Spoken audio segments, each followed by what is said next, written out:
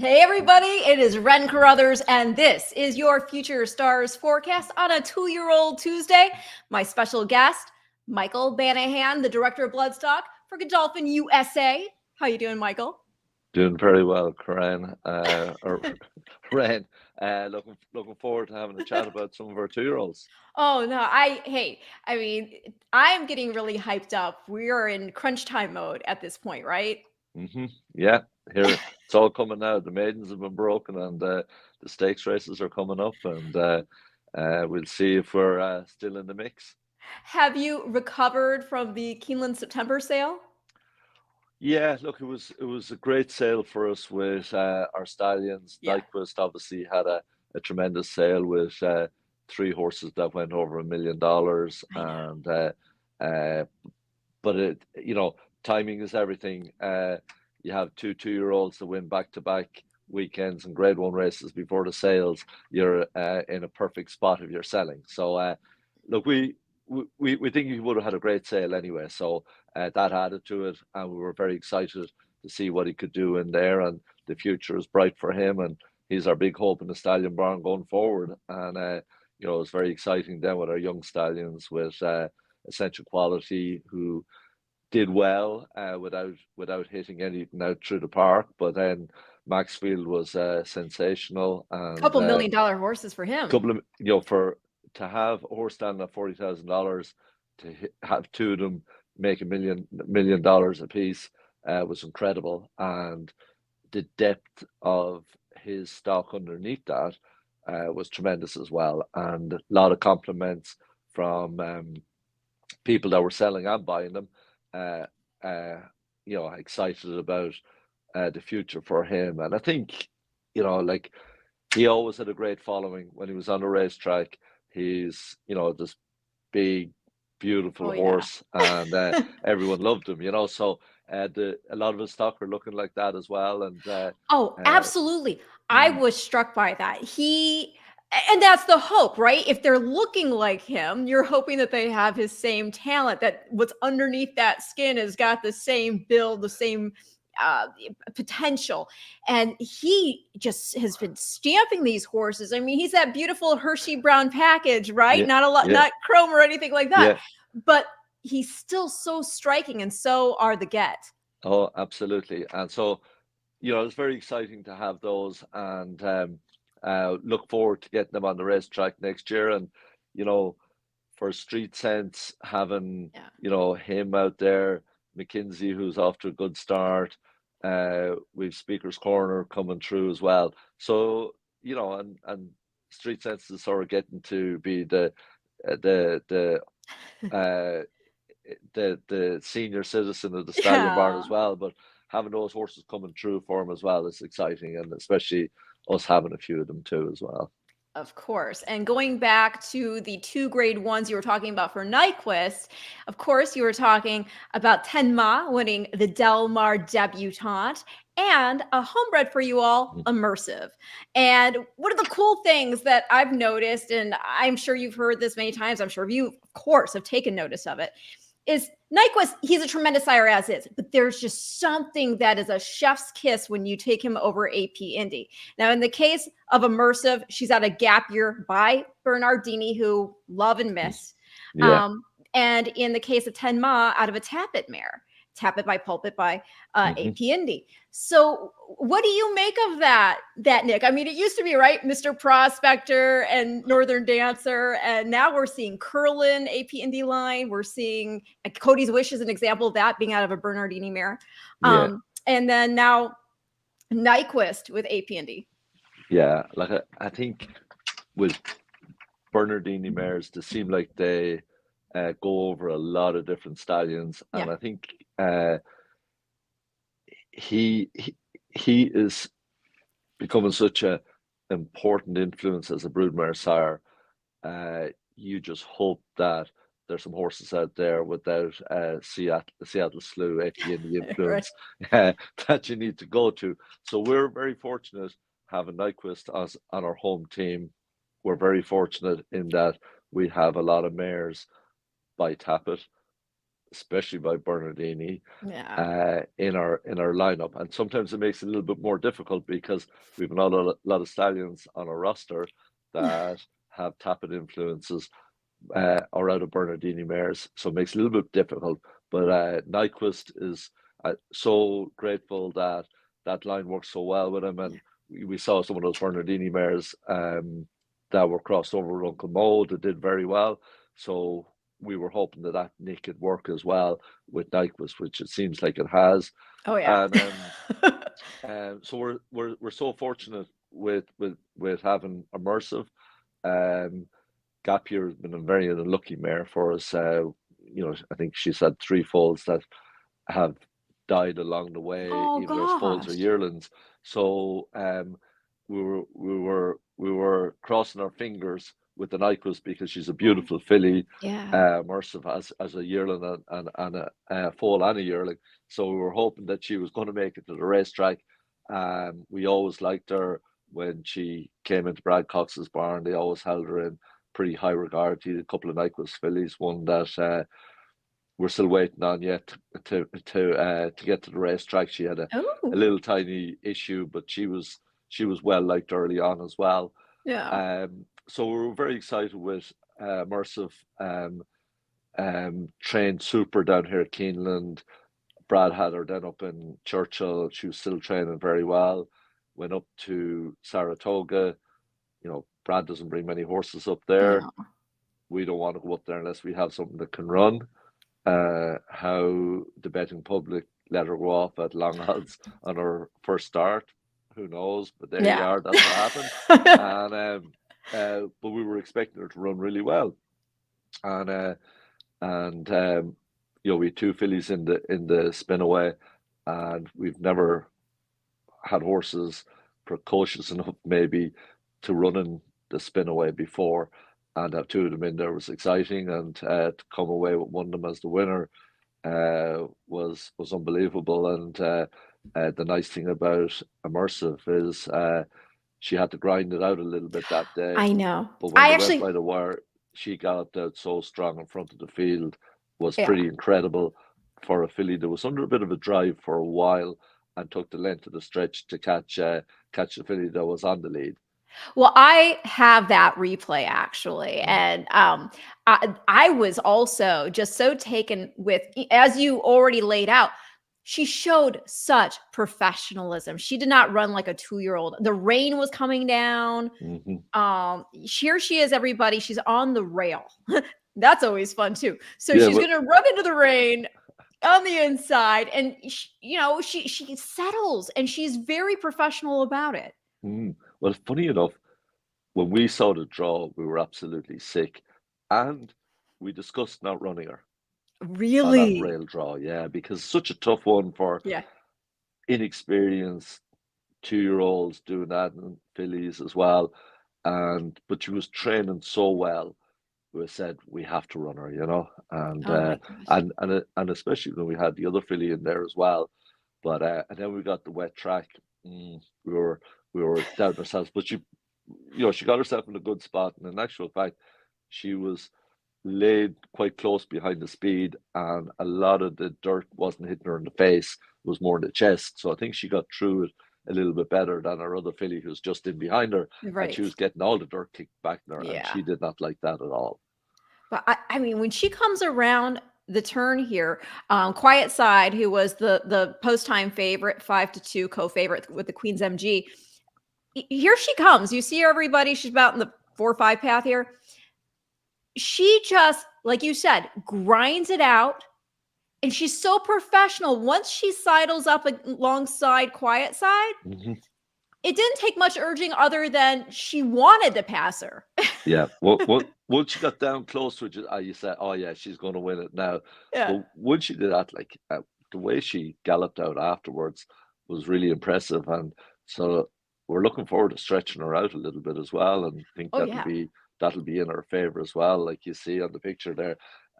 Without she wouldn't been asked for anything, but that was just her momentum taking her there, and she was out there on her own, So Yeah. and she does that in her works as well. She always gallops out strong. So we're looking forward to, you know, if we get a nice run in you know, she'll go in the Alcibiades. So we're very much looking forward to it. She's training super. Brad's excited about running her, and we're hoping that she can put up another performance like that that she did in Saratoga. Oh yeah, that was awesome, and that's also one of the Dirt Dozen races. So, Hmm. not an official win and you're in as the Alcibiades is. However, she gets awarded $30,000 to apply toward the entry fees toward the $2 million Grade One Breeders' Cup Juvenile fillies there at Del Mar. So that's pretty already exciting right there. But the other thing I would say, and correct me if I'm wrong, she just has, I mean, from the face of it, she has pedigree credentials. But Nyquist, of course, won our Breeders' Cup Juvenile, and Bernardini's just all class, and champion 3-year-old actually. So you have that pedigree that continues to get good, continues to mature, and it's not just precocious. But the other thing is, she is, as you said, out of Gap Year. Gap Year is out of, I believe, Dubai Escapade. Hmm. Grade Correct. One winner. And Yeah. Dubai Escapade is a half sister to Madcap Escapade, Yeah. who also gave us my Sueño. Yeah. Yeah. Absolutely. Yeah. It's a great family. And, Yes. you know, Dubai Escapade was a fast filly. Like she had, I can't remember what it was, but she had a buyer speed figure that was probably one of the highest ones that a filly ever got. Like she had like a Really? 115 or 117 or I something have like to look that. that up. But like with a colt getting that high a speed figure is Yeah. pretty incredible. But for a filly, it's nearly unheard of. Anyway, she was very, very good, but been a disappointing broodmare for us, you know. And so we're grateful that Gap Year maybe is the one that's going to continue that family on. And Gap Year was a good filly herself. Just we always felt she was a great stakes quality. Um, Maybe we should have gone hunting a little bit in some regional races rather than she's spent a lot of time in New York. And Oh, okay. um, we know some of those allowance races in Saratoga are nearly stakes quality anyway. And so we felt that maybe we always sort of treated her as a stakes filly anyway. So even though she doesn't have it on the page, so Well, how often? Oh, yeah. I mean, she's got all that black type backing her up anyhow. mhm, But what you just said, these mares, obviously, they're not having 200 foals a year like the stallions do. They don't have that mhm. opportunity. Yeah, Right? for sure. Um, Yeah, so how many tries do you feel like you give a mare before it's just determined, okay, probably yeah, not going to recreate herself? yeah. Look, I think when they get to, having four foals on the ground and they're not showing much promise, I think it's probably time to pull the plug a little bit on them, even if they were a good race mare, Mhm. unless they have genuine excuses. And in all honesty, Gap Year was probably getting to that stage. And the only thing about her is that her foals weren't even getting off the farm to get to the Yeah. racetrack. So she probably was one that we're giving a little bit extra time to as well, because we did like them. They were good looking individuals, and we felt they deserved a chance. Her first foal um, broke his maiden, but wasn't tremendously talented. So it's nice to get her to the racetrack and see what she could do. And now it just opens up that family again for us, Yeah. that we can see that talent coming through again. Well, I mean, and that's the hardest thing. I think a lot of people who aren't involved in the breeding side of it don't know how hard it is just to get a horse to the track, let Oh, alone to win a race. yeah, for sure. um, Yeah. but I mean, and that just is flattering more for Nyquist, because I believe he's had 4 Grade 1 winners at this point so far just this year. This year, yeah. Just No, this year. it's been tremendous. And we say that, and we sort of like to think that they're spread out through the year, but uh, he doubled his winners in at the end of August in 2 weeks. So it That's was incredible. yeah, so it was interesting. So look, he's had a great year, and had some, like early in the year we had one of them, and there was, Baffert had one in California, and Nyquist Yep. that were Tenma. potentially the two most talked about 3-year-olds coming into the year, which are still, waiting for them to come back and see if they can add to his tally of grade winners. So there's a lot of upside to Nyquist. Oh, for On top of sure. those 4 grade ones that he's had, and there's not too many horses that have had 4 grade 1 winners through the year. Now the versatility, you had randomized, or not you guys personally, but he randomizes by Nyquist, even though, winning the grade 1 Ogden Phipps. She stumbled in the personal ensign, but ran fourth. Another Nyquist progeny do so well with Johannes, won the Shoemaker Mile, and then he won the grade 2 Eddie Reed. And we should also acknowledge the fact that he's already sired a Breeders' Cup Juvenile Fillies winner in Nyquist. Correct. That was the starting point. Yeah. And Gretzky the Great, he was sovereign champion 2-year-old. I mean, this is a horse who he can get you 2-year-old, but 2-year-old class. It's not just a matter of them winning early. They win early and they can win a grade 1 as a 2-year-old and then go on. And he and Street Sense are still the only horses who have won the Juvenile and then the Kentucky Derby. Yeah, and he was he did it as an unbeaten horse as well. So which was pretty special as well, So and I thought about the versatility with Nyquist. You've talked about fillies, colts, 2-year-olds, grass horses. So we feel like he can cover a lot of the bases and just showing the true quality that he has as a stallion, regardless of if they're young horses or old horses or turf or dirt. And I suppose it's primarily on the dirt, which makes us happy anyway. The more they win on the dirt, the better for us as well, because that's what people are looking for. Yeah, and I love his personality too. When he was still in training, I hung out with him a little bit, and he's awesome. And we actually my guy Ernie Munich, he comes through 115 for Dubai Escapade in the 2006 Ballerina. There you go. Yeah, that's pretty impressive. That is super impressive. Yeah, wow. Yeah, I don't know if many have had better. I'm sure there is, but that's pretty strong. That is very, very strong. And if you don't know, he is just an amazing all-around human being, but he's my partner. I don't want to say in crime, because we're not committing crimes, but we're like bringing you the Future Stars Friday packages ahead and after Breeders' Cup. So he's my buddy. It's Ern, E-R-N, and Ren, R-E-N. Ern and Ren. That sounds like some sort of racehorse name in the future or something. Yeah, exactly. Maybe, well, hey, we will.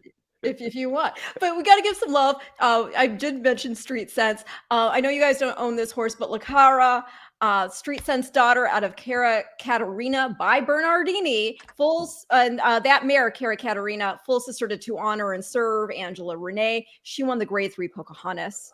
And look, she did it in good fashion. Came in a rattling run down the stretch and caught the leader on it, a bit like Immersive did as well in the Spinaway. So it looks like a filly with plenty of talent, and I'm sure connections are very excited for her future. And the Pocahontas is always a great race to win. Yeah, as she gets points toward the Kentucky Oaks, and that is also another one of those dirt dozen races. So she's got that allowance coming to her for having won that race. And then let's give some love to the old man, Medaglia d'Oro.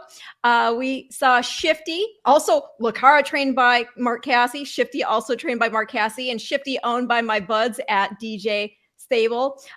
She won the Catch a Glimpse Stakes, and this horse, again, by Medaglia d'Oro, out of Elusive Lucy by Elusive Quality. But going back to Medaglia himself. Look, he's an old favorite here on the farm, and he's been a tremendous stallion. He's got, when you got household names that are on his list of great race horses, that to me makes you as one of the better stallions out there. When you're 25 years of age and you're still he had I know she was very well bred, and 1.3 million yearling in the September sales. That makes you feel pretty good for him as well. And we have we ourselves have some nice Medaglia d'Oros that are we think are pretty nice horses that'll be hopefully going down stakes program here in the near future as well. So there's still plenty of life in the old man yet. Oh yeah. Yeah, no, and I love, and he's another one. He just stamps them, but that is what you're hoping. You're hoping for a prepotent stallion like that. That the progeny just don't have the look, but they have the ability, and he's certainly one of them. Now, I know this is a 2-year-old show, but how can we not bring up some of these other horses? Although I should mention before we get to the older horses, how did Al Qudra come out of the summer stakes? Do you know? That was yeah, I think he came out very well. The horse that beat him, Century City, I think his New name Century. was. New Century, there it is. He was very well thought of, and I think they've been against each other before. Yeah, they raced against you. Yeah, so that was our. He had beaten him twice before, and then missed out on the Grade 1. So I'm not too sure. Rather Grade 1, but I think they were pleased with him, and would have loved to have won the race, and.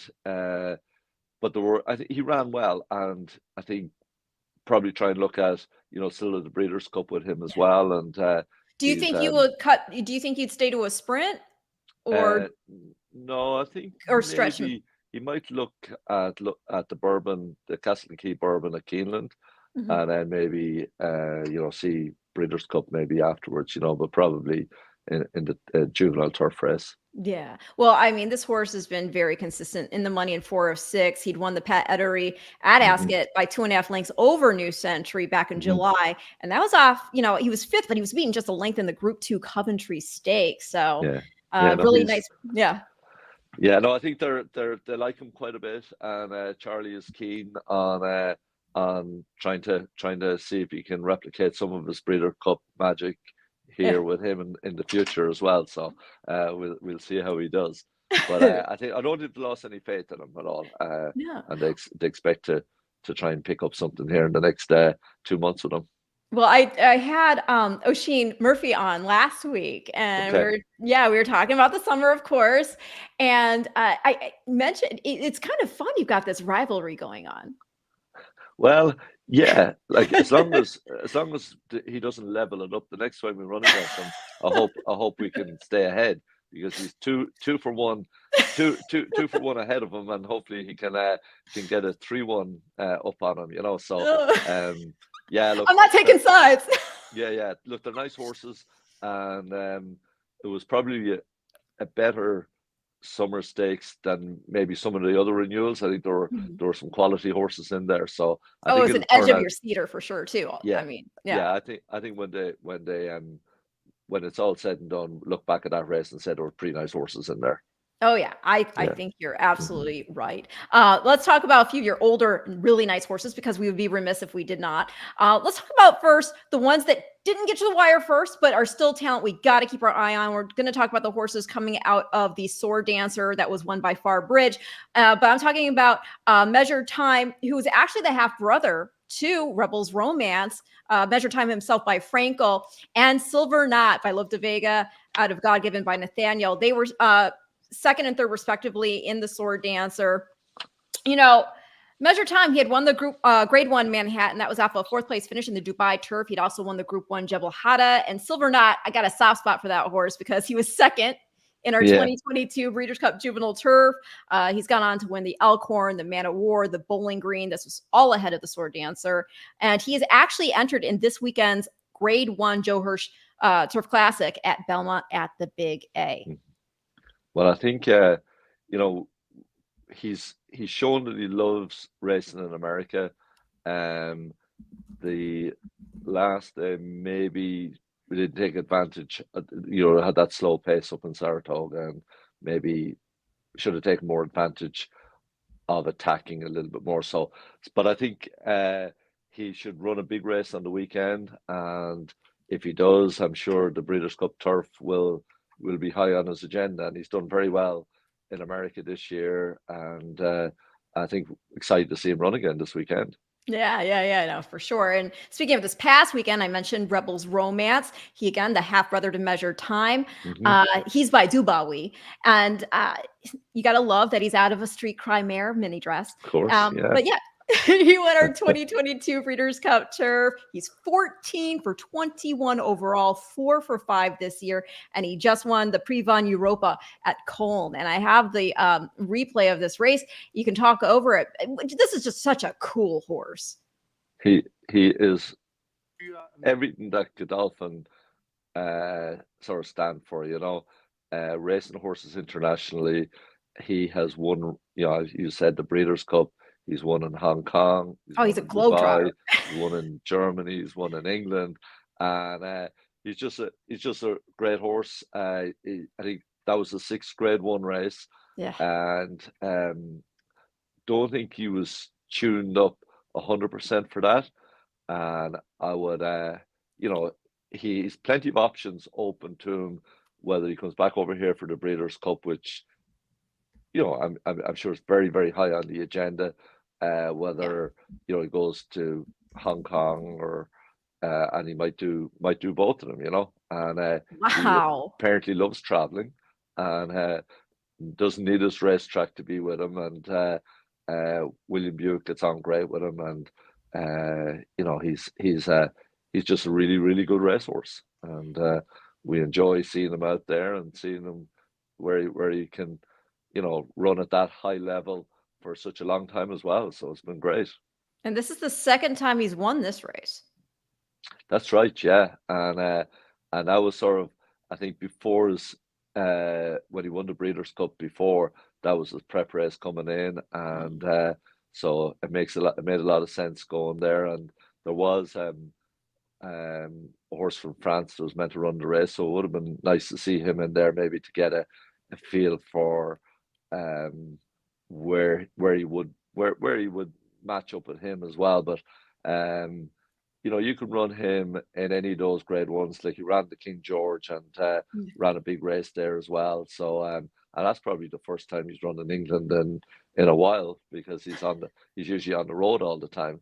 And but he's a great international traveler, and when you get those horses that sort of seem like they enjoy traveling as well, there's a lot of big races to pick up around the world that the boss loves to compete in. So yeah, he's a great horse, and he tries hard every time. So we're lucky to have him.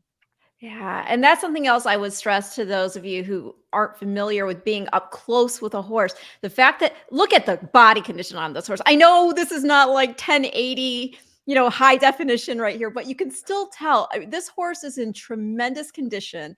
Uh, as Michael's talking about, he's jet setting all over the world, and he's maintaining, and he's just, horses like this, they cultivate such a fan following because you cannot help but be impressed and endeared by that heart also that he Oh, displays. So oh, for sure. Yeah. So, very like, cool. when, you know, it's a great opportunity to get some of those horses that we've had, him included, in the past as well, Yeah. that run over multiple years, and they get a fan base as well. And he sort of has his international fan base, and, you know, people in America have been exposed to him, as well as, you know, people in different countries as well. And, you know, he was, unfortunately, had, you know, last year in Saratoga, he had the fall up there, and he's Yeah. come back and bounced back great from it, and took a little bit of time to get over it, but had a great winter in Dubai, and has just had a super year so far. And it's not over yet, and I'm sure there's another race or two in him yet.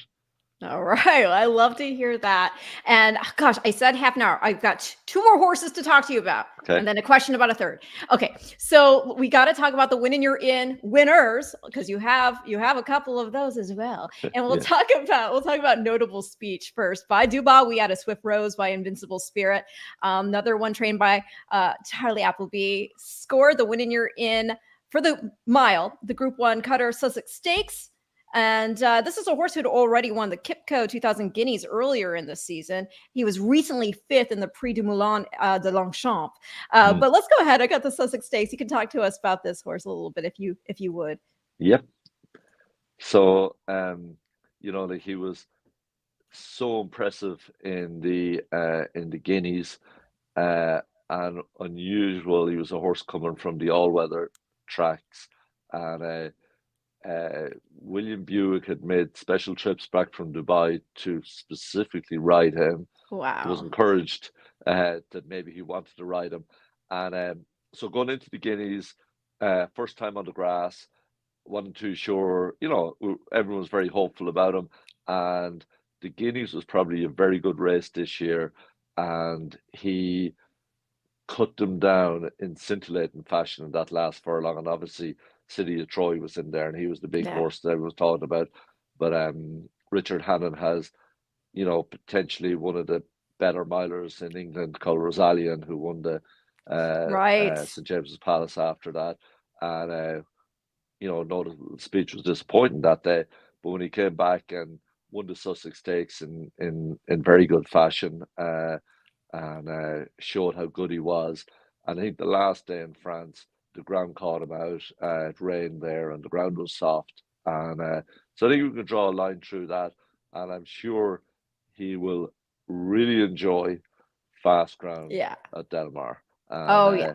And you can see him here. His turn of foot is very impressive, and I think he'll be we'll be excited to see him on at Del Mar. I think he could put up a big performance there. Well, we're looking forward to that, of course. And now, oh, look at that. I'm sorry, before I take off, look at his face. Come on, he's beautiful. Ears He up. He's is, proud of himself. He knows he did yeah. it. His turn of um, foot is so good, yeah. So oh, he'll be impressive. yes. And oh, Bobby. Hello, Bobby. Bobby says, love notable speech. Very nice horse. Absolutely. I He's right. Oh yes. Another very nice horse, Highland Falls. Can we Hmm. just before I show you the Jockey Club Gold Cup, I just need to talk about the fact, as a petty geek, how can you not love this pedigree? Oh my gosh. Okay, so he's by Curlin, two-time Jockey Club Gold Cup winner, Classic winner, Dubai World Cup winner. He's out of Round Pond, Distaff winner, and she is by Awesome Again, Classic winner. I mean, this pedigree is just calling out for, that classic grade one ability, and he showed it there. He won by 4 lengths. I have the replay. I'll pull it up. We're happy to see it again, man. Oh my goodness. And he's taken on the Whitney winner here. He has trouble out of the gate. Everybody watch him. He's there in the 6th hole. He's got Arthur's Ride, the Whitney winner, to his outside. And watch him get squeezed between horses here. Put him in a sandwich. Yeah, I know. But he was tough. He was tough in there, and Yeah. Jockey was brave, and we had a plan to make sure that the grey horse didn't have it easy out on the lead like he did in the Whitney. Yes. And um, someone's going to have to take him on, and we felt our horse we were going to be able to, lay up there with him. And Flavian Pratt, who's riding, Oh, lights out. yeah, unbelievable season, and you're glad to have him on your horses anytime you get into the starting gate, and where he put the pressure on him and then ease back off him, but didn't give him much of a breather, and then put him back on his quarters all around the backside. And I was a little bit nervous half around the backside, and I'm thinking, okay, this looks too much like Frosted and American Pharaoh and the No. Travers. I hope they're not going to knock each other out. Someone Oh, right. pick it up. But Tapit Trice was in there and looked like he'd beaten Highland Falls and Monmouth, and they were fairly high. I believe they were fairly high on him. But when I saw him being asked a little bit in behind him and a lot of ground to make up, I felt pretty good about us. And when he put his head back in front with Arthur's Ride, I said, this horse is going to stay on, and he's going to stay on well. And it was a tremendous run. And the thing about Highland Falls is he'd been only racing for a year. It was a week over a year that he broke his maiden at Ellis Park. So he's been learning on the job the whole time with a Wow. very steep learning curve. And he's just catching up with those horses now. So every time he races, it feels like he's learning about it. And I think this was putting it all together in the Jockey Club. And his half brother ran the Jockey Club when it was at Belmont, and was third in there, and went on and won a grade one in Dubai. And as you said, it's a tremendous family. Yeah. He's the last foal out of Round Pond. Yeah. Unfortunately, she went to Street Sense after him and was in foal twice and didn't carry a pregnancy. So, but Oh, she's done us proud though. She's a yeah. lovely mare to have. Well, I think it's exciting that it looks like he's peaking at the right time, and Perfect time. yeah, Mm, and I when I saw that pedigree, I was just taken aback by it mm. because it just it's I always talk about credibility, and he has that up and down and sideways. Yeah. No, we're excited that he could do that, and you know, it was probably a good Jockey Club stakes with Whitney winner in there and Yeah. some nice horses in behind as well.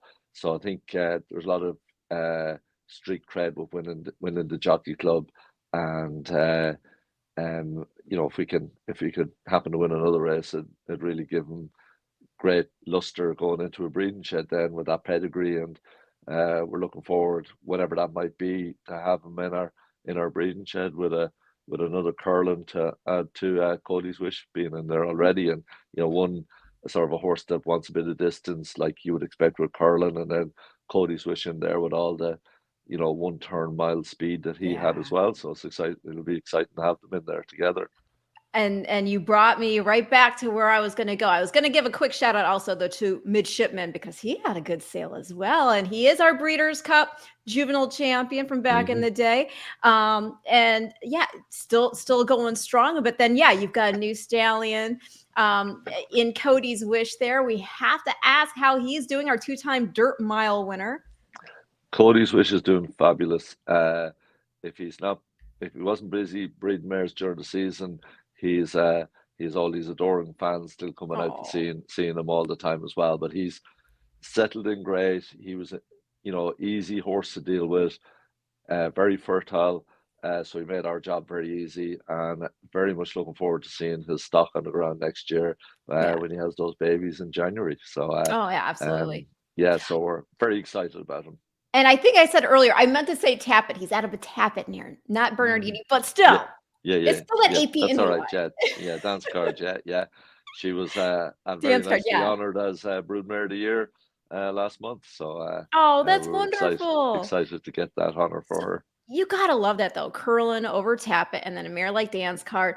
Has the Dorman family come out and seen him some more? I know they Oh were yeah, yeah. they're they're out here.